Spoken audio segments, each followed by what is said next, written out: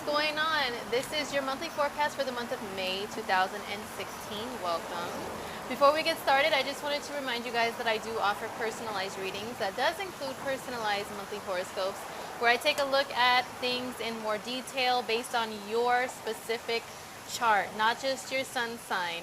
And also, this horoscope is for anyone who has their sun, moon, or ascendant in the sign of Aries. So if you would like to get in touch with me, all of my contact information is in the description box below. You can shoot me an email if you would like a personal reading, and I would love to do one for you. So let's get started on your monthly forecast. So for the first half of the month, the focus is going to definitely be on your second house of earned income, Aries, because the sun is there until about the 20th of the month. Venus will be there until around the 24th, and also Mercury will be there the whole month, and then we also have a new moon in that house. All of this activity is happening in the sign of Taurus. So for you, Taurus, it rules your earned income. It rules how you value yourself, how you value the material world, how you experience life here on earth, the human experience of the five senses, So you're going to be a very sensual person this month, Aries. The sun is going to shine a focus on how you earn your money. The sun can also rule, your career, your life path in one way. So with the sun being there, it's continuing to show you what's the best way for you to utilize your resources. I mean, your resources can be even on the level of your water bill, your electric bill, how you utilize all of those things. And it also means money. Yes, it means money. So maybe a new way that you earn your money can come about. Maybe you can get a raise. Maybe you can get a secondary source of earned income, like a second job. With Venus being there, Venus is enjoyment. It's how you enjoy yourself in your free time, how your five senses are pleased, just your physical self. How is it that you enjoy being a human being here on Earth? So with Venus being there, you may want to eat more, so you may want to watch your diet. You could be more caught up on the negative side in consumerism, especially with all these other planets in the second house at the same time. That means, going out to buy for the sake of buying, just for the joy of making a purchase, not necessarily for things that you really, really need. So just be careful and mindful of that. But it is a good time to accumulate the things that you do need in life. It's a good time to balance out wants versus needs, especially because Mercury is also in the second house. Mercury is going to be retrograde for the majority of May, but once we get to the 22nd, it's going to be back going in its forward motion. But there's still the shadow period that's happening until about the second week or so of June. So the whole month of May, Mercury, which rules your communication, how you speak, write, text, talk, email, all of those things. It rules your short distance travel, including the way that you travel short distances, whether that is by car, bus, bike, motorcycle, train, what have you. And it's also your electronic devices that you use to communicate. So communication is going to be pretty rocky, especially in the area of your earned income and your resources. So, I know that the opposite side is Scorpio. That's your joint finances. But you and your partner, if you're in a partnership, can definitely be taking more of a microscopic view of how you're earning and spending your money, okay? And with Mercury going retrograde, and Mercury is your logical thinking, you can go back over things like your budget in detail, whether you're partnered up or not, if it's just you by yourself. Go over those things in detail. I would try to watch out for making large purchases or purchases of items that are electronic devices during the whole month of May. Be very careful with those. I would recommend trying to stay away from them if possible, but if you can't, if you do still have to buy something, make sure that you read all the fine print. Make sure it has a warranty. Make sure you actually send that warranty in or purchase it. Make sure that everything is in operating order. Make sure you read all the instructions and even reviews on things before you purchase them, because you don't want to be dissatisfied with something that you spent your money on. So that can be a lesson during the month of May while Mercury is retrograde. Now, as I mentioned, there will be a new moon in the sign of Taurus in your second house, and this happens on May 6th. This new moon will be at 16 degrees of Taurus. A lot of you Aries, if you're a sun in Aries, there's a possibility you may have some personal planets, Mars, Mercury, or Venus in the sign of Taurus, because they kind of hang out close to the sun, you know. So if you have any planets within 16 degrees of Taurus, that new moon may be hitting it, and the new moon brings new beginnings. It clears the way, clears out the old to bring in brand new. So it can be letting go of something to welcome something new in your life. And if it touches a personal planet, then just see what that planet is and what it represents, and that could be a new beginning for you in that area. But just generally speaking, this is your second house of earned income and your resources and how you spend your money, and it's also how you value things, how you value yourself. So a new realization can come about, or even an event that brings something new as far as a new purchase that you have to make. But remember, Mercury retrograde, read all the fine print and be careful. But something brand new, you can start a new job, you know, but with Mercury retrograde at the same time, just make sure that you read everything when it comes to the job requirements and if you can meet those expectations. And training may be a little wonky during Mercury retrograde if you start a new job. I have experienced that and it's pretty crazy, but you know what? I'm still at my job and I'm still happy, thank goodness. Mercury retrograde brings some craziness, like your email may not be working, you may not have access to certain systems that you're supposed to, all kinds of crazy stuff. If the new moon brings you a new job, a new way of earning your money, just be aware that those things can happen. But new beginnings are always great. So just welcome the new and welcome change. This new moon is also making positive aspects to Pluto and to Jupiter. It's making trine aspects, which are very, very harmonious aspects. So Pluto is about transformation, and Jupiter brings us the big blessings, you know, the luck in life, if you will. So if you do have a new beginning when it comes to how you earn your money or how you value yourself, you may want to transform something about yourself that makes you look in a different light when it comes to yourself, you know, a different perspective. Like, you know what, I am worth something, therefore I'm going to leave whatever the situation is, whether it's a job or a relationship or, you know, a home or whatever, what have you. I'm going to leave that behind because I value myself so much, and I'm going to transform in a way that brings me more blessings in life. So remember, the new moon is a very positive new moon for you. Towards the end of the month, we're going to be having some Gemini energy in the mix. The sun is going to shift into Gemini on the 20th. Venus is going to shift into Gemini on the 24th. So the sun and Venus are going to be together in your third house for the last part of the month. Very closely together, they're going to be working, and this is a very positive thing. Now, the sun in the third and Venus in the third can keep you very, very busy, very, very active, especially very communicative.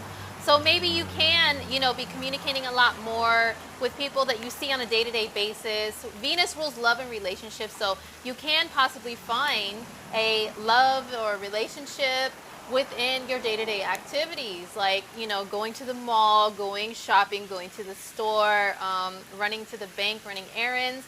And you will be running a lot of errands when the sun is in the third. It's going to keep you having a very active mind. And with Venus there, love can be actively on your mind as well. If you're not into love or relationships, it can be just, you know, having it more on your mind to enjoy yourself a little bit more.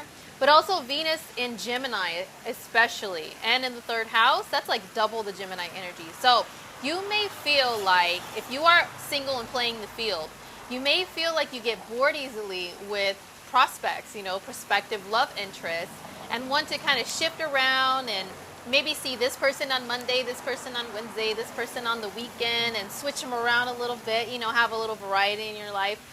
I guess if you're being honest with people, there's nothing wrong with that, Aries, but you can get kind of bored in love and need some, you know, go in your life, some switching up. So if you're in a relationship during this transit of Venus and the sun and Gemini in your third house, it's a great time to bring in some fresh and new into your relationship and keep things going. Make sure you guys are having fun, you're laughing, you're talking a lot more, joking around, and not bored. That's the most important thing. Mars is continuing to go retrograde in the sign of Sagittarius, and this is in your 9th house of higher learning. It is higher education. It's like high-minded thinking. It's philosophy. It's also traveling long distance, and it's also dealing with anything foreign or foreign people. So with Mars there and it's going retrograde, I would say be mindful not to, just on the regular textbook level of astrology, don't get into fights with foreigners, all right? Or at school, you know, just try to keep things cool in that area. But you know what, on a positive level, Mars retrograde can have you maybe going back, traveling back to somewhere that means something to you. You know, maybe traveling back to a homeland of where your ancestors are from, your relatives. It can have you traveling back to just somewhere that you grew up and, you know, just going back in time and really paying attention to, wow, you know what? I never seen this place that I grew up in this light before, but now that I'm an adult, I see all these things, and you know, or I'm going back to a place that I've traveled to before, but I've never seen this here before or that. So that's a positive thing. Don't let the retrograde word scare you, okay? On a negative side, retrogrades can be it can mean delays. It can bring delays when it comes to travel. So I would be careful with that.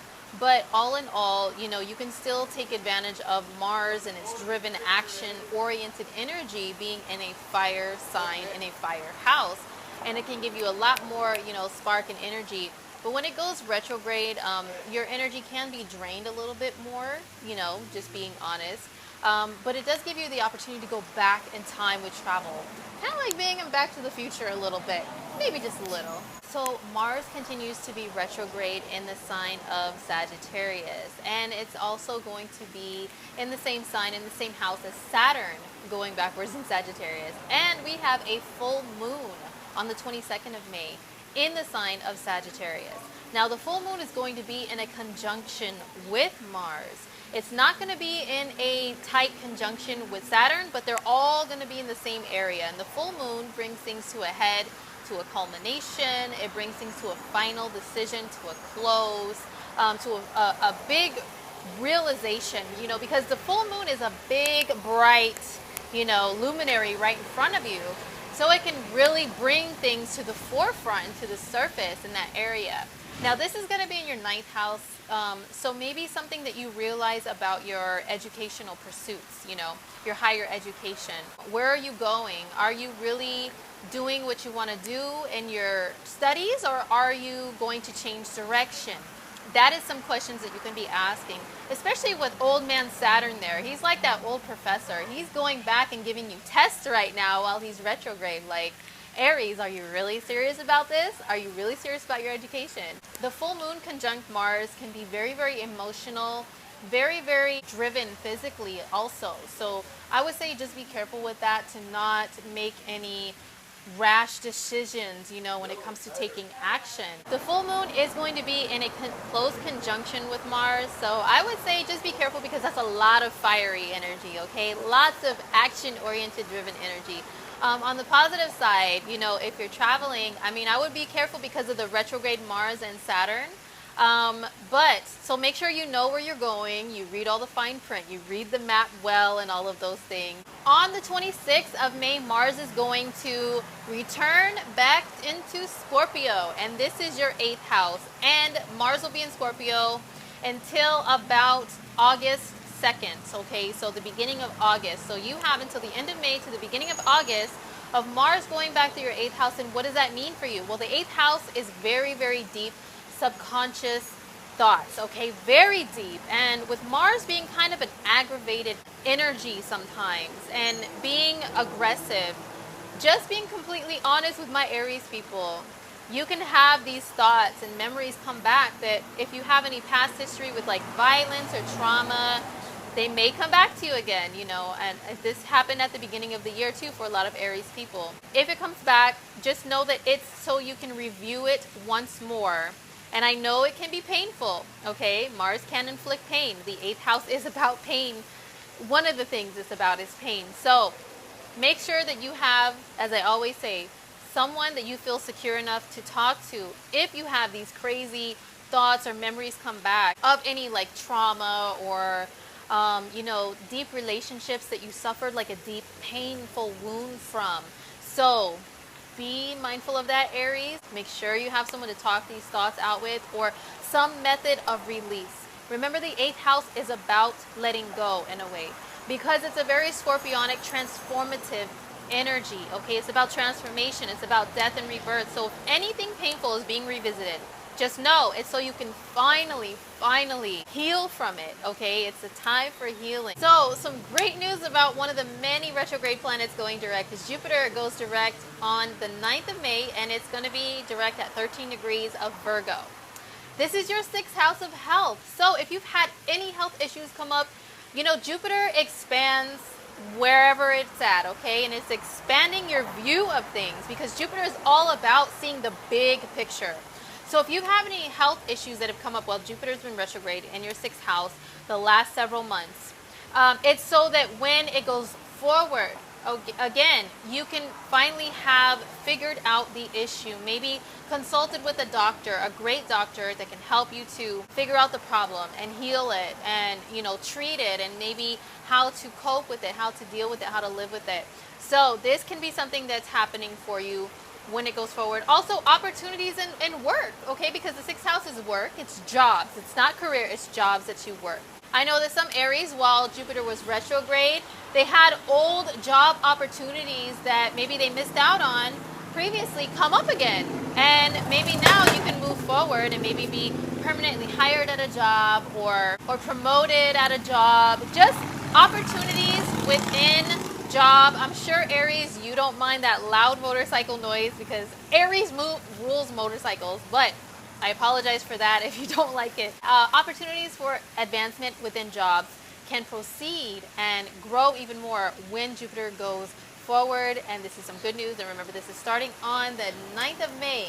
All right, Aries, so I think we covered everything for the month of May. Your main focuses are definitely going to be on your 2nd house matters, you know, your self-worth, how you value your resources, your physical world. How do you value that? How do you value your income and how you earn it? There can be opportunities that come up, especially with Jupiter going forward after the 9th in your work house, your 6th house. The 3rd house is going to be a focus at the end of the month. You may feel a little more fidgety and more like bored easily, but it's a great opportunity to try to multitask and get multiple things done and just stay busy. Also, with the 9th house being heavily activated by Saturn and Mars and the full moon, you could be going back over your educational pursuits and also, you know, your travel and things like that. You can still move on with your life, okay? Don't let the retrograde stop you, but just make sure you know exactly what you want, exactly what you're doing, read all the fine print, and you can still have great opportunities come to you. All right, Aries, well, thank you so much for joining me. I will see you guys in the month of June. Don't forget to subscribe if you want to have your general horoscopes every month. And hit me up, shoot me an email if you would like any type of personal reading at all. And I will send you the information for the fees and the rates in an email, okay? Love you guys. Have a great month.